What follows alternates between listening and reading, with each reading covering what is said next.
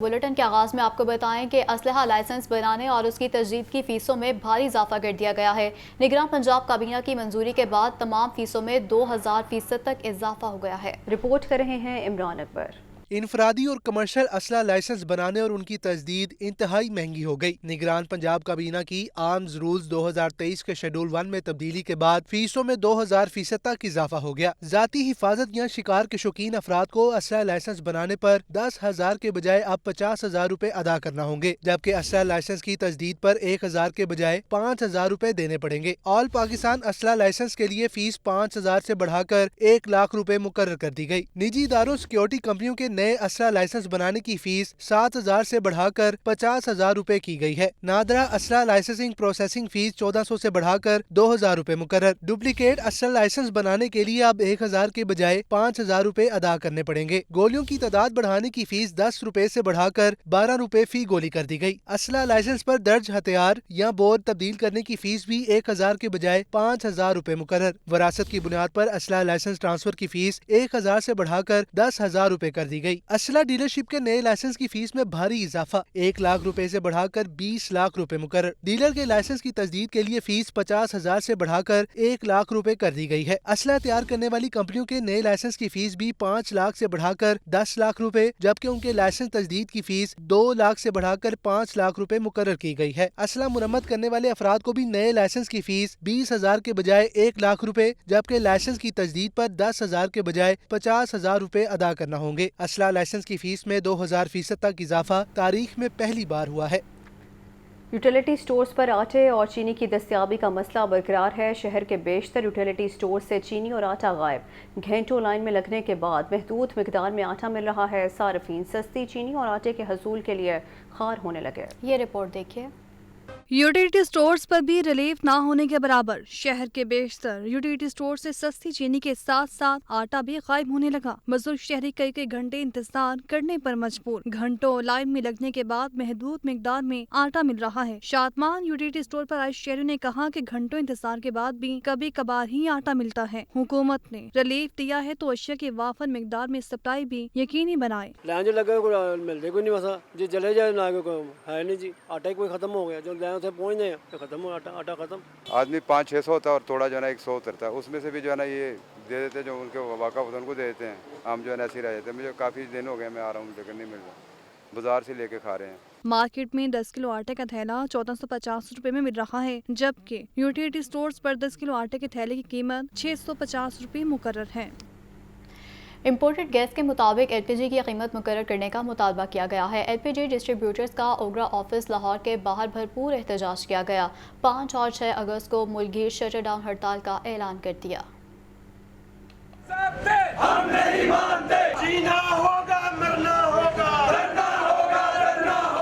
L P جی distributors ایسوسی ایشن کا اوگرا آفس کے باہر احتجاج۔ حکومت سے امپورٹ گیس کے مساوی اوگرا ریٹ مقرر کرنے کا مطالبہ کیا۔ مظاہرین نے کہا کہ دکانداروں کے خلاف مقدمات درج کیے جا رہے ہیں۔ امپورٹ گیس کو لوکل پروڈکشن ریٹ پر فروخت نہیں کر سکتے۔ مظاہرین نے کہا کہ اگر مطالبات نہ مانے گئے تو 5 اور 6 اگست کو ملک بھر میں شٹر ڈاؤن ہڑتال کی جائے گی۔ 5 اور 6 تاریخ والے دن ایسی ہڑتال کریں گے، پورا پاکستان بند کر دیں گے۔ انشاءاللہ تعالی اسلام آباد تک ہمارا ریلی جائے گی اور یہ حکمرانوں کو انشاءاللہ تعالی میں ان کو پکڑ کے باہر نکالیں گے دفتروں سے۔ انشاءاللہ ہماری بات یہ مانیں گے۔ پاکستان کی جتنی بھی سپلائی ہے ایل پی جی کی وہ امپورٹ کی بنیاد پر ہے۔ آپ امپورٹ کی بنیاد پہ لیٹر نہیں نکالتے، لوکل پروڈکشن آپ کے پاس ہے نہیں، سرکاری پلانٹ آپ کے بند ہے تمام۔ اگر آپ پلانٹوں سے ہمیں سرکاری قیمت پہ گیس مہیا کر سکتے ہیں، ہم آپ کے ریٹ سے بھی کم پہ بیچیں گے۔ دوسری جانب اوگرا کے جوائنٹ ایگزیکٹو ڈائریکٹر محمد اقبال نے ایل پی جی ڈسٹریبیوٹرز ایسوسی ایشن کے مطالبات پورے کرنے کی حامی بھری ہے۔ اوگرا نے ہمیشہ ہر دور کے اندر لوگوں کو فیسیلیٹیٹ کیا ہے اور ان کو بھی ہم فیسیلیٹیٹ کریں گے، اور جو ان کے جائز مطالبات ہیں ان کے اوپر اوگرا پوری طور پہ ایکشن لے گا اور پبلک کو ریلیف ملے گا، ان کو بھی ریلیف ملے گا۔ ایل پی جی ڈسٹریبیوٹرز ایسوسی ایشن نے مطالبات پورے ہونے کی صورت میں سرکاری ریٹ سے بھی کم قیمت پر ایل پی جی فروخت کرنے کی یقین دہانی کرائی ہے۔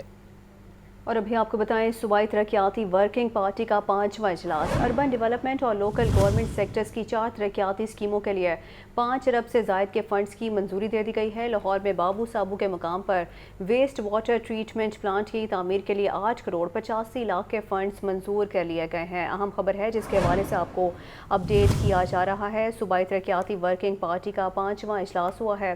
اربن ڈیولپمنٹ اور لوکل گورنمنٹ سیکٹرز کی 4 ترقیاتی اسکیموں کے لیے 5 ارب سے زائد کے فنڈز کی منظوری دے دی گئی ہے۔ Chairman Lahore board doctor Mirza Habib نے کام کرنے سے معذرت کر لی ہے۔ گھریلو مسائل کی وجہ سے عہدے پر کام نہیں کر سکتا۔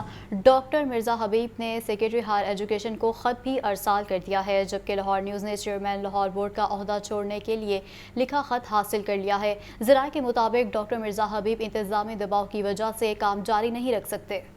Chairman Lahore board doctor Mirza Habib نے کام سے معذرت کر لی ہے۔ گھریلو مسائل کی وجہ سے عہدے پر کام نہیں کر سکتا۔ ڈاکٹر مرزا حبیب نے سیکریٹری ہائر ایجوکیشن کو خط ارسال کر دیا۔ لاہور نیوز نے چیئرمین لاہور بورڈ کا عہدہ چھوڑنے کے لیے لکھا خط حاصل کر لیا ہے۔ اور ابھی آپ کو بتائیں رکشہ میں لڑکی کو ہراساں کرنے والا ڈرائیور گرفتار کر لیا گیا۔ مسلم ٹاؤن انویسٹیگیشن پولیس نے کارروائی کر کے ملزم کو گرفتار کر لیا ہے۔ ملزم نے لڑکی کے ساتھ نازیبا حرکات اور جان سے مارنے کی دھمکیاں دی تھی۔ رکشہ ڈرائیور کے خلاف تھانہ مسلم ٹاؤن میں لڑکی کی مدعیت میں مقدمہ درج تھا۔ تفصیلات بتائیں کہ مجاہد لطیف۔ جی مجاہد۔ انویسٹیگیشن ڈاکٹر نوش مسعود نے اس واقعے کا نوٹس لیا تھا اور رکشے میں لڑکی سے فحش حرکات اور ہراساں کرنے والا ڈرائیور جو ہے وہ مسلم ٹاؤن انویسٹیگیشن پولیس نے گرفتار کر لیا۔ رکشہ ڈرائیور کے خلاف مسلم ٹاؤن پولیس نے لڑکی اقصیٰ کی مدعیت میں مقدمہ درج کر رکھا تھا۔ رکشہ ڈرائیور علی رضا نے موبائل پر فحش ویڈیوز لگا رکھی تھی۔ ملزم علی رضا نے زبردستی لڑکی کا سکارف نوچا، نازیبا حرکات اور غلیظ جملے کسے، جان سے مارنے کی دھمکیاں دی۔ لڑکی کے شور مچانے پر رکشہ ڈرائیور جو ہے اس کو روکا گیا اور لڑکی دوسرے رکشہ میں سوار ہو گئی۔ ملزم کی گرفتاری کے لیے سی سی ٹی وی کیمروں اور رکشہ نمبرز کی مدد لی گئی اور یہ S P Iqbal town investigation doctor Aqeela Naqvi جو ہیں وہ ساری اس کی سپرویژن انہوں نے کی۔ ان کا یہ بھی کہنا تھا کہ خواتین سے زیادتی اور انہیں ہراساں کرنے والا ملزم کسی رعایت کا مستحق نہیں ہے۔ پولیس پروسیکیوشن پارٹنرشپ کی مدد سے ملزم کو قرار واقعی سزا دلوائی جائے گی۔ D A G investigation Imran Kishwar کی جانب سے ہدایت کی گئی۔ ٹھیک ہے، بہت شکریہ مجاہد لطیف، آپ نے تفصیلیں نگاہ کیا۔ ڈی اے جی آپریشن سید علی ناصر رضوی کی زیر صدارت اجلاس ہوا ہے۔ 15 کی جائیداد کے تنازع سے متعلق کاز پر فل 4 ایف آئی آر درج کرانے کا حکم جاری کر دیا گیا ہے۔ ڈی آئی جی آپریشنز کا ایف آئی آر کے اندراج میں کوتاہی پر سخت کارروائی کا عندیہ دے دیا گیا۔ محرم الحرام کے ایس او پیز پر منون عمل درآمد یقینی بنانے کی ہدایت جاری کر دی گئی ہے۔ اسی پر بات کریں گے شاہزیب شہزاد سے۔ جی شاہزیب بتائیے۔ جی بالکل، ڈی اے جی آپریشن سید علی ناصر رضوی کی زیر صدارت اہم اجلاس ہوا ہے جس میں 150 کرائم اگینسٹ پراپرٹی کی کالز پر فل 4 ایف آئی آر درج کرنے کے احکامات جاری کیے گئے ہیں، جبکہ آئی جی پنجاب کی ماضیہ ہدایت کی روشنی میں 15 کالز پر مقدمات کا فوری اندراج یقینی بنایا جائے، ایسا کہنا تھا ڈی اے جی آپریشن کا، جبکہ یہ بھی کہنا تھا کہ ایف آئی آر درج نہ ہونا قابل قبول نہیں، کوتاہی کی صورت میں سخت کارروائی عمل میں لائی جائے گی، جبکہ محرم الحرام کے دوران دیگر فرائض بھی لازمی ادا کرنے ہیں، جہاں پہ افسران نے وہاں پہ محرم ایس او پیز پر امن و امان کی صورتحال کے حوالے سے بھی ڈی اے جی کی جانب سے ہدایات جاری کی گئی ہیں۔ مزید یہ کہنا تھا کہ غیر ملکی تجویزوں کی سیکورٹی پر بھی خصوصی توجہ دی جائے، جبکہ خدمت مراکز اور سینٹرز عوام کو ریلیف فراہم کرنے میں اپنا بھرپور ادا کر رہے ہیں۔ جب بھی ایس پی اور ایس ڈی پی اوز اپنے متعلقہ ڈویژن کے تحفظ سینٹرز اور خدمت مراکز کا بھی دورہ کریں اور جو عوام کو سہولیات زیادہ سے زیادہ فراہم کرنے کو جو ہے وہ یقینی بنایا جائے۔ جی ٹھیک ہے شاہزیب، بہت شکریہ آپ کا۔ مشترکہ کوششوں سے ہی ملک کو درپیش چیلنجز سے نمٹ سکتے ہیں۔ حکومت ملک کی معیشت کی مضبوطی کے لیے بھرپور کوششیں کر رہی ہے۔ گورنر پنجاب ملک الرحمان کا گورنر ہاؤس میں پیاف کے زیر اہتمام تقریب سے خطاب کہا، کاروباری برادری کا ملک کو معاشی طور پر مستحکم بنانے کا عزم قابل تعریف ہے۔ معاشرے کے ہر فرد کو ملکی ترقی میں ہر ممکن کردار ادا کرنا ہوگا۔ احوال بتائیں گے محمد یاسین۔ جی بتائیے۔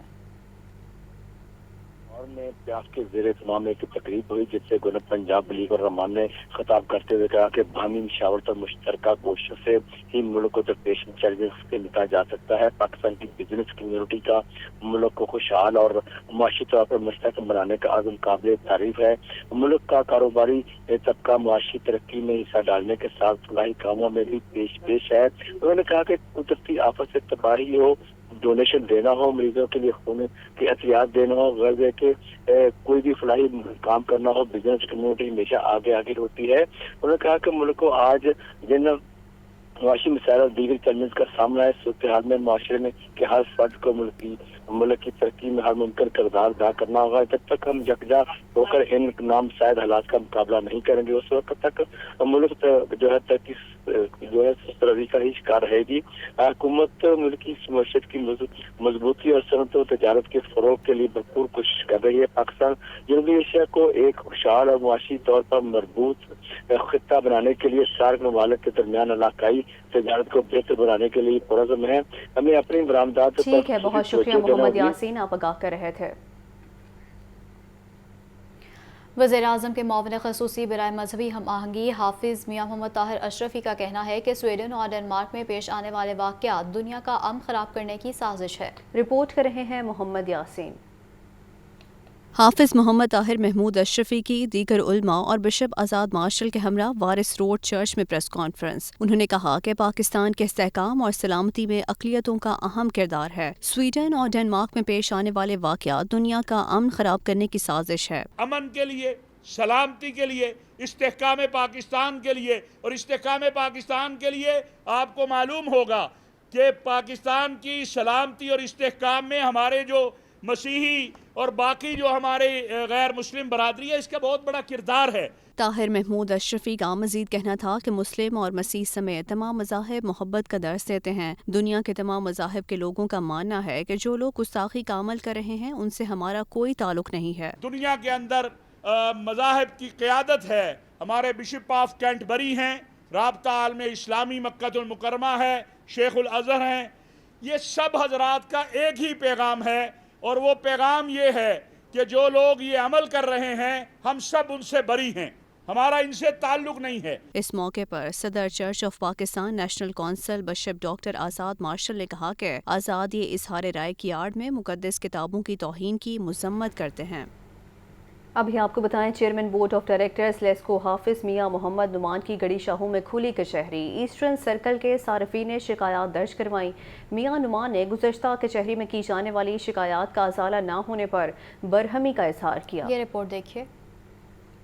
Chairman board of directors LESCO حافظ میاں محمد نعمان کی علامہ اقبال روڈ گڑی شاہو میں کھلی کچہری۔ صارفین نے اوور بلنگ، نئے کنیکشنز میں تاخیر اور خراب میٹرز تبدیل نہ ہونے کی شکایات کی۔ میاں نعمان نے گزشتہ کچہری میں کی جانے والی شکایت کا ازالہ نہ ہونے پر برہمی کا اظہار کیا۔ صارفین کی شکایات کے فوری ازالے کی ہدایات دیں۔ حافظ میاں محمد نعمان کا کہنا تھا کہ لوگوں کے یہاں آنے سے ظاہر ہوتا ہے کہ کھلی کچہری سے کتنا فائدہ ہو رہا ہے۔ بارشوں اور آندھیوں سے بہت نقصان ہوا۔ لیسکو ملازمین نے جان کی پرواہ نہ کرتے ہوئے صارفین کی خدمت کی۔ لیسکو کے تمام افسران سے کہا کہ اپنے دروازے صارفین کے لیے کھلے رکھیں۔ اس کھلی کچہری کی برکتوں کی وجہ سے بہت سارے لوگ جو ہمارے یہاں پر جو لوگ رہائشی ہیں، جو کھلی کچہری میں نہیں بھی آ سکتے، ان کے مسائل بھی اللہ تعالیٰ کی مہربانی سے بر وقت حل ہونے کی طرف جو مینجمنٹ ہے ان کو فوری توجہ ہوتی ہے، اور یہ ایک بڑا ایک بہترین سلسلہ ایک جاری اور ساری ہے۔ اور جو لیسکو کی مینجمنٹ اور لیسکو کا سٹاف ہے، اس حوالے سے انہوں نے بڑی قابل قدر خدمات سر انجام دی ہیں۔ کھلی کچہری کے دوران لیسکو چیف شاہد حیدر، ڈائریکٹر کسٹمر سروسز رائے اصغر، چیف انجینئر سرور مغل، سپرنٹینڈنٹ انجینئر انور وٹو، سرکل کے تمام ایکسینز اور ایس ڈی اوز موجود رہے۔